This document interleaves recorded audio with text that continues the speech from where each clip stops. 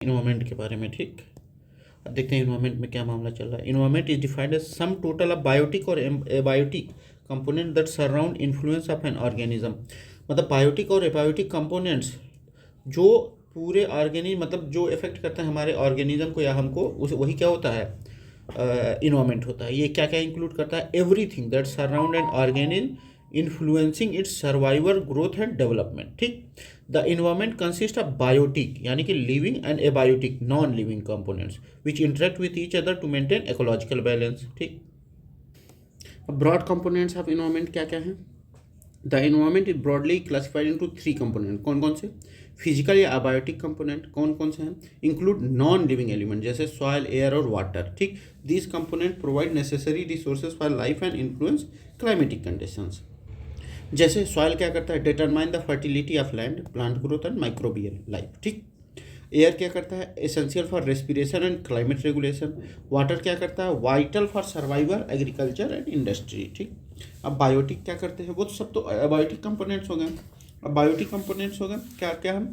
Consist of all living organism जैसे plant, animal, human and micro organisms.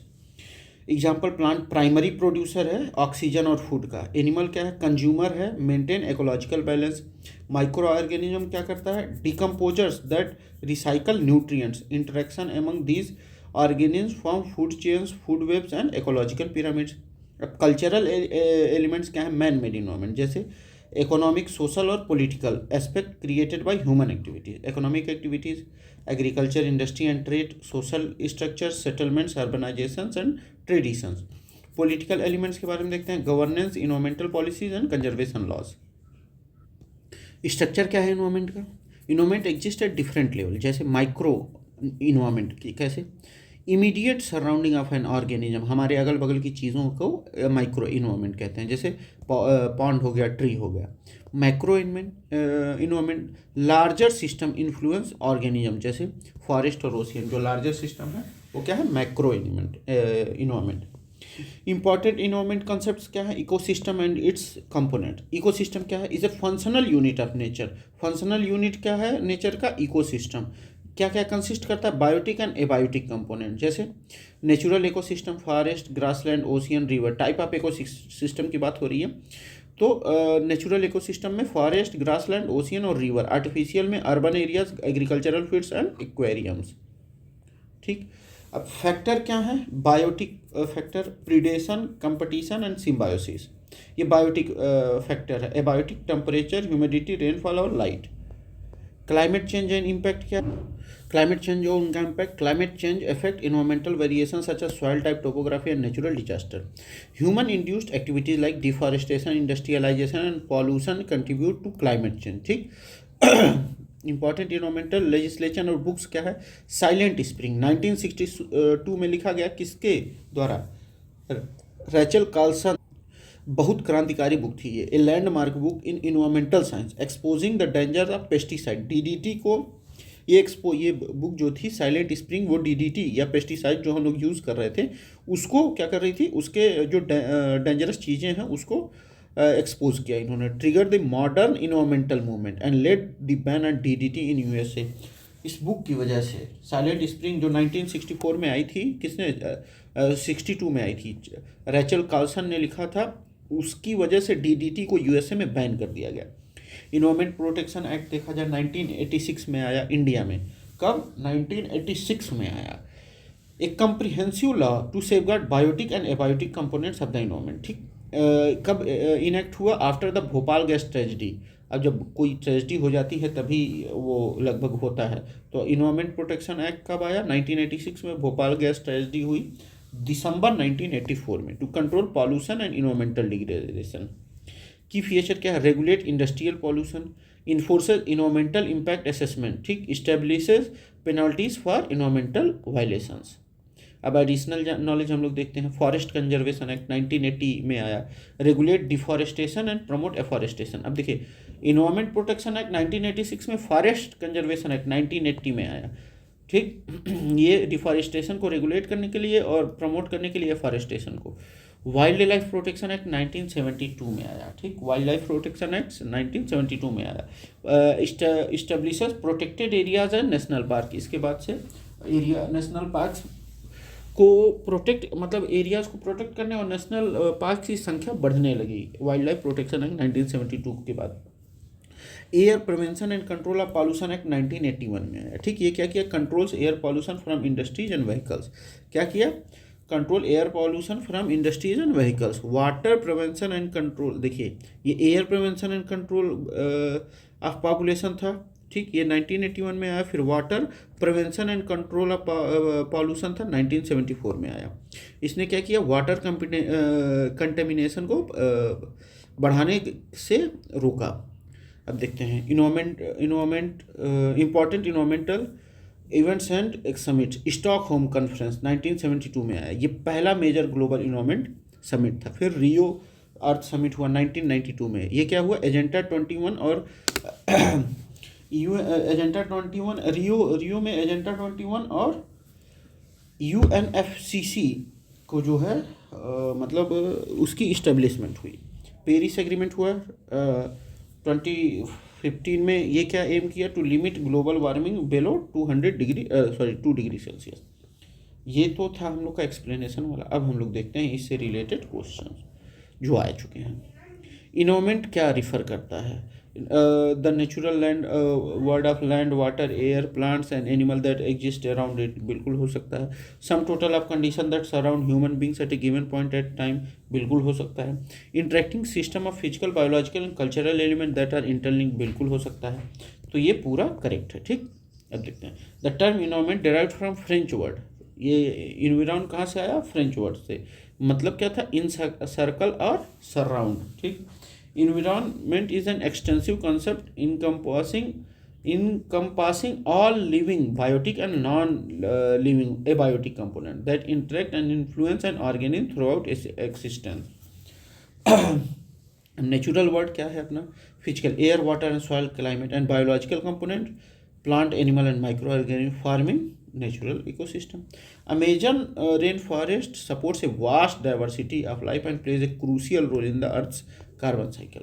अब देखते हैं टोटल सराउंडिंग कंडीशन क्या है। Environment consist of physical biological social and cultural condition. ठीक, अब देखिए इंडस्ट्रियल रेवोल्यूशन, देखिए affecting organism eight any given time and space. ठीक, जैसे इंडस्ट्रियल रेवोल्यूशन आया 18th-19th सेंचुरी में, led the environmental pollution altering air water quality. ठीक, interacting system कैसे, environment function as a complex system where physical biological and cultural component are interdependent. जैसे climate change caused by industrial population, effect क्या करता है, agriculture, water resources and biodiversity. तो एक दूसरे से सब क्या हैं, संबंधित हैं। तो इस वजह से सारी चीज़ों को हम लोग को बैलेंस करके चलना चाहिए। देखते हैं ऑल ऑफ द एबो, ये कैसे सही है। The environment include natural element, कैसे, land air water life forms. ठीक, surrounding condition and interacting system. अब देखते हैं according to environment protection act 1986 the environment comprises water air land and inter relationship among all living beings and their surrounding. तो इस वजह से सारा सही है। इन्वायरमेंट प्रोटेक्शन एक्ट अपना 1986 में आया था। अब देखते हैं question number 2, environment is composite state of, किस चीज़ का कंपोजिट स्टेट है। बायोटिक फैक्टर भी रहता है, फिजियोग्राफिक फैक्टर भी रहता है, एबायोटिक फैक्टर भी रहता है। तो ये सारा सही हुआ अपना। कैसे, the environment consist of biotic and abiotic factor along with physiographic land form related. ये भी तो अपना एबायोटिक में ही आया, कंपोनेंट दैट शेप। अब देखिए बायोटिक फैक्टर कैसे, these include all living organism, plant animals. ठीक, micro organism playing roles as producers consumers and decomposers. ये साइकिल चलती रहती है। Example, in forest ecosystem trees क्या है, प्रोड्यूसर हैं, हर्बीवोरस क्या है, कंज्यूमर हैं, फंगी क्या है, डिकम्पोजर हैं। Form a balanced food web, मतलब ये जो फूड साइकिल है ये एकदम बैलेंस बनाते हैं। ठीक, अब ऑप्शन फिजियोग्राफिक फैक्टर कैसे हैं, these refers to land forms, terrain and geological feature that influence climate and biodiversity. ठीक, जैसे Himalayan mountains create distinct ecological zones impacting rainfall and vegetation pattern. मतलब हिमालय पर्वत की वजह से क्या होता है कि अपने यहाँ बारिश होती है और अलग अलग तरह के पौधे और फूल सब्जियाँ उग पाती हैं। अब abiotic factor these include non living environmental component such as climate, temperature, light, soil and water. Example जैसे Thar desert has extreme temperature and low rainfall influencing plant and animal adaptation. ठीक, देखते हैं। Environment is a combination of biotic, abiotic and physiographic factors. ठीक, जैसे Sundarban mangrove forest in India is shaped by biotic life, tiger mangroves abiotic condition, saline water and tides and physiographic feature deltas. ठीक, तो इसी वजह से सारी चीज़ें मिलके क्या बनाती हैं, अपना इकोसिस्टम बनाती हैं, इन्वायरमेंट बनाती हैं। The environment can be classified into the following categories. Which among the following is not a part of such category?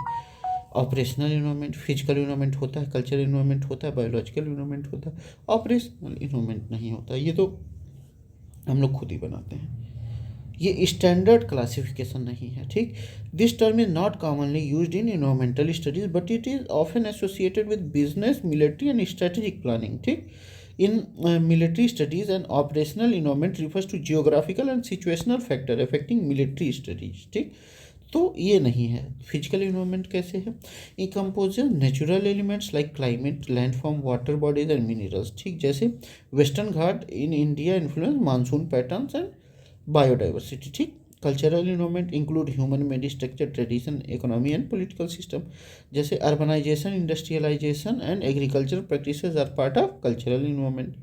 Biological environment के बारे में देखते हैं।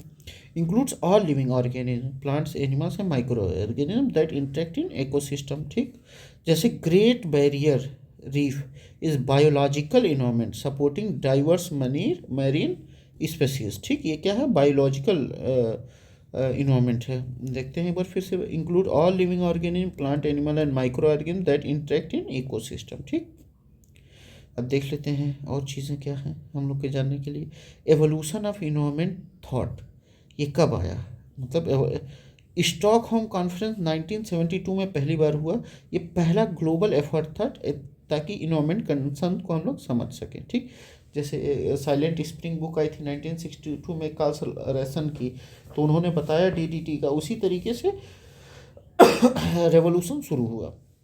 ब्रंटलैंड रिपोर्ट 1987 में आया, स्टॉकहोम के बाद ब्रंटलैंड रिपोर्ट आया। ये क्या किया, सस्टेनेबल डेवलपमेंट के कॉन्सेप्ट को इन्होंने मतलब लाया। ठीक, और पेरिस एग्रीमेंट, ये COP21 के नाम से भी जाना जाता है, पेरिस एग्रीमेंट हुआ 2015 में। ये क्या है, एम करता है कि बेलो मतलब जो हम लोग का ग्लोबल टेम्परेचर है वो 2 डिग्री सेल्सियस से ज़्यादा ना बढ़ पाए। ठीक, हम लोग के यहाँ लॉस क्या है, वाइल्ड लाइफ प्रोटेक्शन एक्ट 1972 में आया, ये इंडेंजर्ड स्पेसीज को प्रोटेक्ट करता है। Forest conservation act 1980 regulate deforestation. Air prevention and control pollution act 1981 में। ठीक, एनवायरमेंट प्रोटेक्शन एक्ट 1986 में। अब देखते हैं क्या हुआ हम लोग का क्लाइमेट चेंज, एनवायरमेंटल चेंज में क्या हुआ। ग्लोबल वार्मिंग हम लोग के यहाँ 1.2 degree Celsius pre industrial era, मतलब 18-19 सेंचुरी के बाद 1.2 डिग्री सेल्सियस हम लोग का बढ़ गया है। Deforestation, India loses over 30,000 hectare of forest annually. ठीक, water crisis by 2030 India's water demand will be twice its supply. ठीक, तो ये अपना था इन्वायरमेंट के बारे में। ठीक है, ये अब थैंक यू। अब आगे हम लोग सस्टेनेबल डेवलपमेंट के बारे में पढ़ेंगे। Thank you, bye bye.